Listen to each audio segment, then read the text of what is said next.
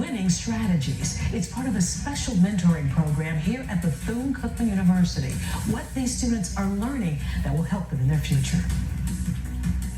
Tonight's project community is instilling greatness in our youth. WESH's Gail Pascal-Brown shows us how one alumni is giving back to students at Bethune-Cookman University.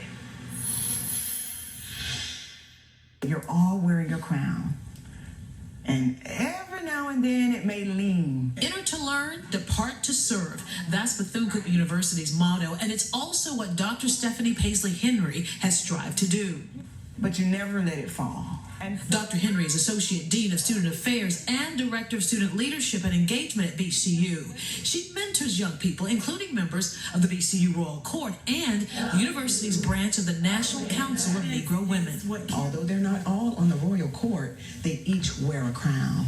And I want them to walk with C, confidence, R, resilience, O, optimism, W, a winning disposition, And N, never give up. Almost 30 years ago, Henry was Miss BCU and says winning was incredibly humbling and empowering. Now she works to inspire these students to become future leaders. She's taught me how to pivot gracefully.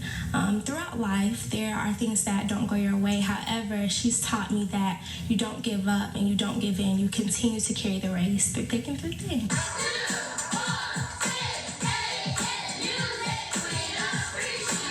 Dr. Henry also created the Math Party, a motivational musical method of mathematics she says boosts learning and achievement for students who struggle in math. I see progress not only in their academic abilities or academic achievement, but also in confidence. They go away and they say, man, I never knew math could be so much fun. This First Lady's biggest supporter is her husband, Daytona Beach Mayor Derek Henry. It all goes back to enter to learn, depart to serve. So there's a third part that a lot of people forget, and it's return to invest.